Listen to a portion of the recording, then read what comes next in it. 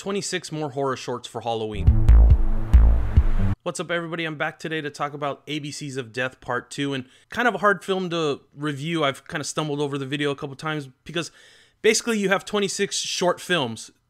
Watching the movie is like watching a miniature film festival, and that's a good and a bad thing because with 26 samples, you're going to have a few you don't like, and you might have more than a few you don't like. So by the third film, hopefully we get 26 letters that we can reassemble into our own perfect alphabet. That's kind of the way I was thinking about it. If you didn't like the first film because some of the movies were out there, I thought this one reeled it in a little bit. Didn't have as many especially weird ones. At least that's the way I thought about it. It seemed like it was a little more restrained this time. At the same time, there was a few that I definitely didn't like. Let's get into the ones I liked. First off, it started off pretty good with A for Amateur. I thought that one was pretty fun, from the director of Cheap Thrills. And that's kind of the cool thing about these movies, is that you get 26 samples of different directors, and for Halloween you can go out and, you know, maybe look up some of their movies, watch some of the movies they've done, or some of the shorts, because some of the guys have not done complete feature films yet. But that's me just rambling. I liked letter A to start. I thought it was pretty fun to start it with. I liked K.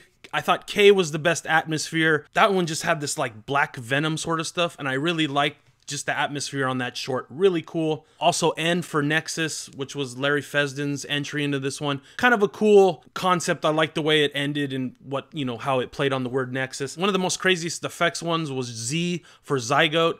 And the guy was John Nash. He's never done a feature film, but I definitely want to see something from him. He's done a lot of special effects work. That one was a trip. A great way to end the movie. It was just weird, man. Crazy special effects. Crazy gory special effects. Another favorite of mine was W from Steven Kostanski, who did a Manborg. And if you haven't seen Manborg, the short is a lot like Manborg. It's based on the letter W, and these kids go back to this sort of like He-Man-ish world. It's basically like a He-Man commercial that turns into like a little short film, and it's just really funny. Perfect mix of humor and sci-fi and a little bit of horror mixed in there. But I think my two favorites was the letter Q, and it was funny when I looked up the director. It was the guy who did Room 237. His name is Rodney Ascher. Yeah.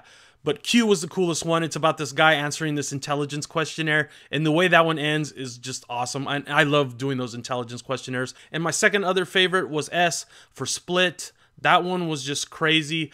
Filmed pretty well. Great twist at the end of that one. I'm not familiar with the director, but that one was kind of gruesome, had some blood and gore. The Soska sisters did T for torture porn, and that was kind of a cool little twist, even though that wasn't one of my favorites. So my favorites were K, Z, S, Q, and W. What were your favorites down below? The worst one I thought was P. By far, P was the worst one. It was for scary, I think, like that, or some shit like that. It was just like I was gritting my teeth. It was so bad. That one was clearly the worst. And the other bad ones I had was E, G, and H. Those ones just didn't sit well with me. And then, you know, the rest of them fell in between the bad and the good, basically. And they also had this one with the black demon. You'll know what I'm talking about when you see it. God, that one was just bizarrely laughable. I'm not quite sure what was going on in that one. I got the gist of it, but I rewatched that one again this morning. I was like, that costume was freaking horrible. I don't know if it was intended to be comedic or not. Hard movie to review because, you know, you got 26 samples, like I said. But definitely worth, I think, checking out. Kind of a fun film. You could just put the first movie on and this movie on, and it's basically 50 shorts that you can go through mindlessly, have it playing in the background during Halloween or something like that, because it does have some good horror moments, definitely between this and the first one. So yeah, check out ABCs of Death 2. I'm going to give it a 3 out of 5 stars.